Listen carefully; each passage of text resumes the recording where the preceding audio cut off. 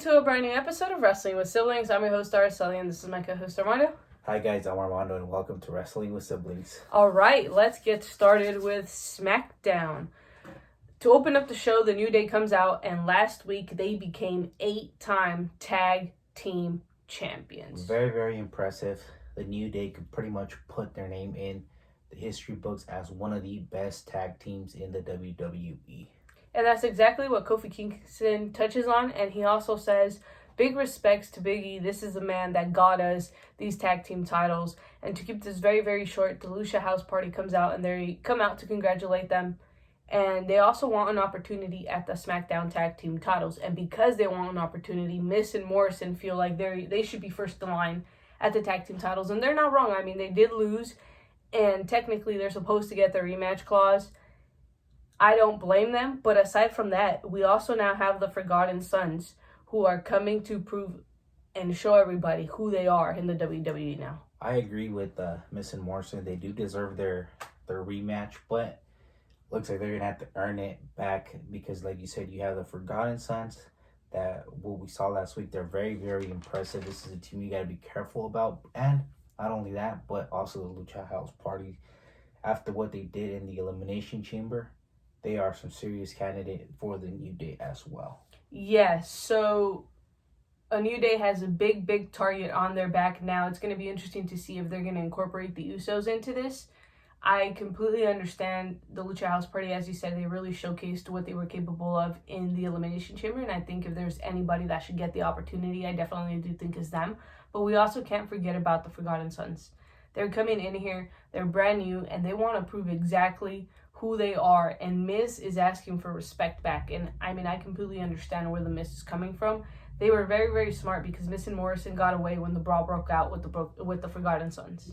Definitely agree with you, Miz, trying to get his respect and get the opportunity back. All right, let's move on to the next match, which was Drew Gulak with obviously Daniel Bryan at ringside versus King Corbin. This is a Money in the Bank qualifying match. Keep in mind, Baron Corbin has already been in a Money in the Bank match, so this is a huge opportunity for him, but also for Drew Gulak. And Gulak has been impressive ever since he's partnered with Daniel Bryan and vice versa. Daniel Bryan when he's been with Gulak, so they kind of balance each other out. Yeah, they definitely do balance each other out. I think they've gotten to that point where they've mentored each other and they both learned so much and they kind of incorporate what they learn from one another into their matches.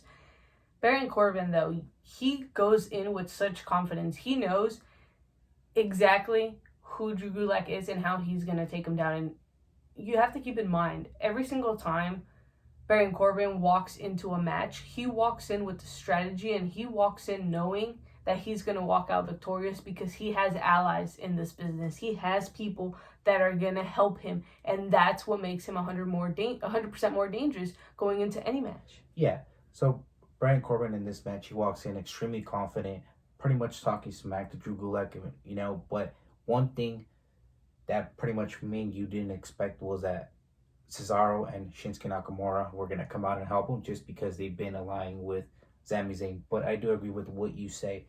Baron Corbin in this business has a lot of friends. We've seen him partner with Dolph Ziggler, with McIntyre, now with Cesaro and Shinsuke Nakamura. So that's one of the things that Drew Gulak underestimated and did not expect.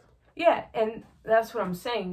He walked in with the strategy. He knew exactly what he was going to do, but also Daniel Bryan was not expecting any of this, and Cesaro and Nakamura did a great job taking out Daniel Bryan and not allowing him to help Drew Gulak, and that's why Baron Corbin was able to capitalize. That's why Baron Corbin was able to punch his ticket to Money in that Bank. And now he's very dangerous because he has experience in this type of match, but also we know exactly what he's capable of doing. So right off the bat, going into Money in the Bank, this is somebody you want to keep an eye out for. And yeah, not only that, but keep in mind, he is not the only one that's with the experience that's going to be in the Money in the Bank. Daniel Bryan has also been in that match. So looks like that SmackDown team for the Money in the Bank is shaping up to be pretty good. Why? Because of the experience. A lot of these superstars have already been in that match before. 100% agree with you on that one. And Drew Gulak absolutely has been impressive. I definitely want to see more of him. Do I think he should have been in the Money in the Bank match? Sure.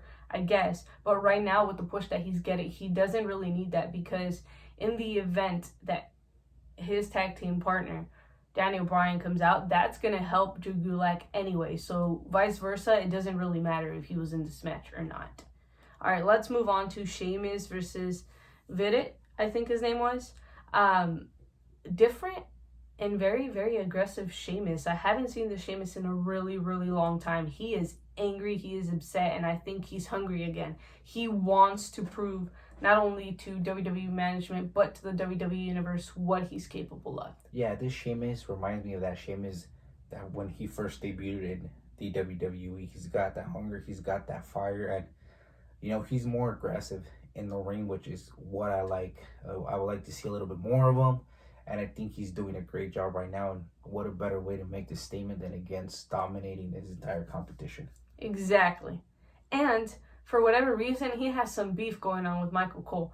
Leave poor Michael Cole alone. He's just doing his job. But regardless, he's proving a point. And I can guarantee you he has his eyes set on the Universal Championship. And if that's the case, Braun Strowman has a huge, huge target on his back. Yeah, and like I said, and all this is for Sheamus to make a statement. And he slowly but surely is going to do that. And he's going to work his way into Braun Strowman. Yes. All right, let's move on to the Miz and Morrison versus Lucha House Party. This was an excellent match right off the bat. I think Miz and Morrison were out to prove something. I think they really wanted to show, you know what, we should be the ones getting the opportunity at the tag team titles and not the Lucha House Party. I think the Lucha House Party came out and be like, you know what, after what we did at the Elimination Chamber, we got what it takes, and what better way to do it than against the former champions, The Miz and John Morrison. And Grand Metalik, he's been absolutely amazing. He's really proven himself not only to us, but to the entire WWE universe. And I think that guy's going to be great. I think as a singles competitor, he'd be even bigger of a star than what he is right now. But he was able to steal the win from The Miz. So therefore, that puts them in a situation. Does this put them now where they're number one contenders? Where does this leave Miz and Morrison at this point?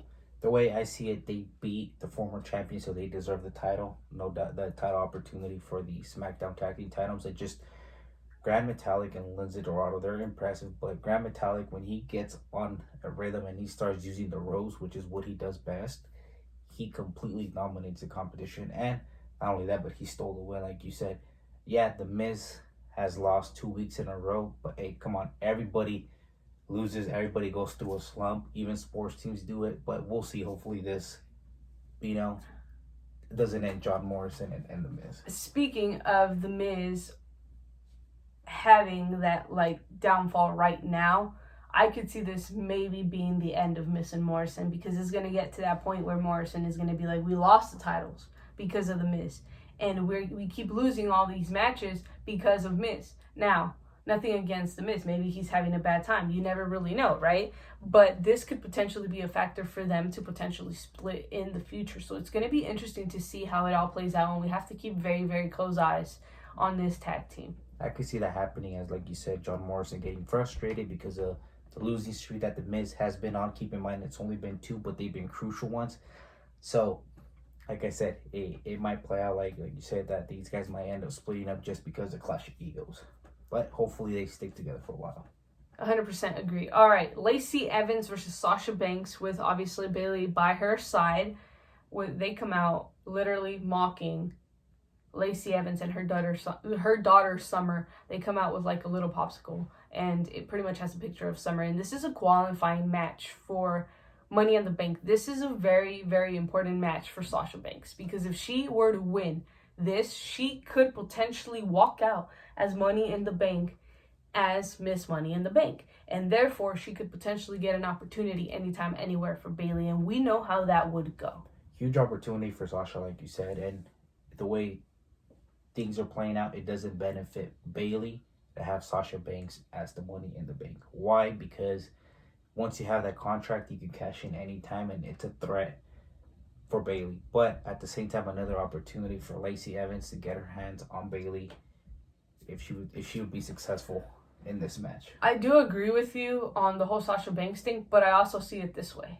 Given the fact that they're best friends, and I put that under quotations because given the fact that they are best friends, Bayley could see it as in like, oh, well, if Sasha wins, she can cash in and I can still win. She sees it. I think that Bayley sees it as a like, okay, Sasha winning benefits me because she's my best friend. And keep in mind, Bayley has now been controlling Sasha Banks. It hasn't been the other way around in a really long time. So I think that's why this match was very crucial for Sasha. On the other hand, if Lacey were to get the win, which she did, now that's when Bayley's in trouble now. Because now we know exactly what Lacey Evans wants. And she wants to punish Bayley. And she wants to be the one that dethrones her. Yeah, and Lacey Evans looking impressive throughout this match. She was focused from the get-go. And she did not lay off the throttle on the offense since the beginning. And I think a lot of this had to do, one, that she wanted to get her hands on Sasha and Bayley. But two, I think Bayley and Sasha are taking this and making it personal, involving Lacey Evans' daughter. And I think that benefited Lacey Evans because it motivated her to do even better in the ring. Another thing that really, really benefit Lacey Evans going into this match is that she kind of sees the downfall coming for Bayley and Sasha Banks. And she completely took advantage of that opportunity. There was a time where Sasha pretty much had beaten Lacey Evans. And if you really look at it, that pin was for about 10 seconds. And Bayley was over here talking to the ref, and she completely cost Sasha Banks this match. Sasha would have walked out with the ticket to Money in the Bank, and Lacey capitalized on that. Lacey realized, you know what? These two are not okay. I'm going to wait for the perfect opportunity, and I'm going to capitalize. And that's exactly what she did, and she punched her ticket into Money in the Bank. Definitely that distraction did cost Sasha Banks, and give it up to Lacey Evans for taking the opportunity and qualifying for the Money in the Bank. Very, very interesting. Now we have Dana Brooke on the SmackDown side. We have Lacey Evans on the SmackDown side. And then we have Asuka, Nia, and Shayna Baszler on the Raw side. So we are yet to find out who the third woman will be. It will either be Mandy Rose or Carmella. But as of right now, the favorite to win it, I think, is definitely Lacey Evans. I have to agree with you on that one. Lacey Evans has all the potential to be the Money in the Bank winner one because, like I said, she takes advantage of the opportunities, and she got an opportunity to win today, and what happened? She took advantage of it. So everybody in that Money in the Bank, do not underestimate Lacey Evans because she can strike out of nowhere and be the next Money in the Bank winner. She is definitely prepared, and you have to keep an eye out for her. Anyways, moving on, Tamina then comes out, and she pretty much super kicked Bayley. So therefore, she's proving her point. Is she still allies with Lacey Evans? Potentially. But she went out to prove a point to Bayley, and I think she did that. The weird part, though, is that she did not attack Sasha Banks. So this puts me in a situation, well, what is Tamina's purpose with that, you know? Yeah, so we can kind of see that little tension between Sasha and Bayley starting to build up. I think it was unintentional from Bayley, but we'll see what happens and how this all ends up playing out. Yes. All right, let's move on to Carmella and Dana Brooke versus Alexa Bliss and Nikki Cross for the tag team titles. Very interesting tag team between Carmella and Dana Brooke. I think they looked great. I think they brought Nikki Cross and Alexa Bliss to the limit. I also think that Carmella and Dana Brooke make a very, very good team. You know, they're that typical team that you would see. You're like, they are going to get along just great. The only thing that I could potentially see mess up this team is jealousy. We do know Dana Brooke qualified for Money in the Bank, and Carmella has her match next week on Friday Night SmackDown. That could potentially be a factor if for whatever reason Carmella doesn't qualify. I think this might be what tears this team apart. But right now, they're working very, very well, and it's starting to become one of those teams that I'm really going to get behind. Yeah, definitely. Me too. I agree with you. This team has the potential to go far.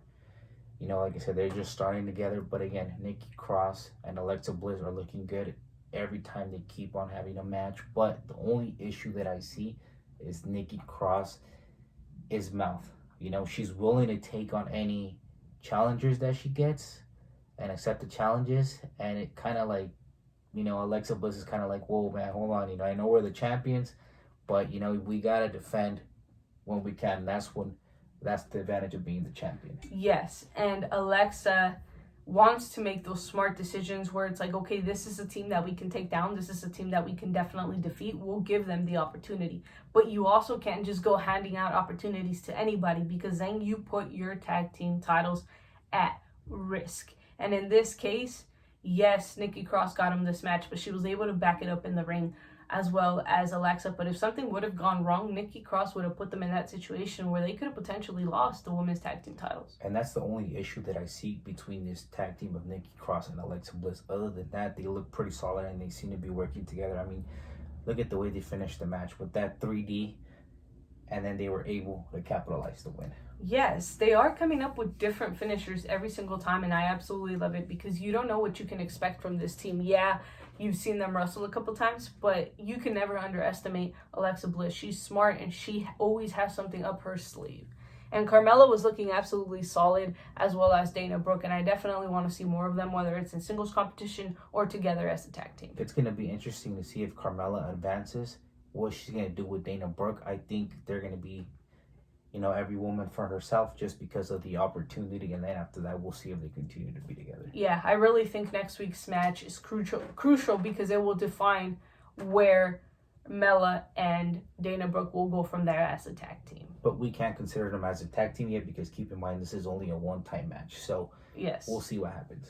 All right, let's move on to the main event. We'll keep this very, very short for you guys. Triple H's 25th anniversary, and of course, you can't have Triple H without Shawn Michaels. So he comes out, he's ready to celebrate, and apparently some heads are going to roll because Shawn Michaels never got his 25th anniversary party. So somebody is going to get it backstage. But anyways, moving on, they show video packages of them in DX. They show some of Triple H's greatest moments. And finally, Stephanie, Ric Flair, Road Dogg, and Vince McMahon all come out to celebrate with Triple H. And keep in mind, Stephanie, Rick, and Road Dogg were phone calls that were pretty much there because of the Curtis situation. But Vince comes out and he congratulates them and he tells them he loves them and that he's very, very proud of everything he's done in the WWE this far.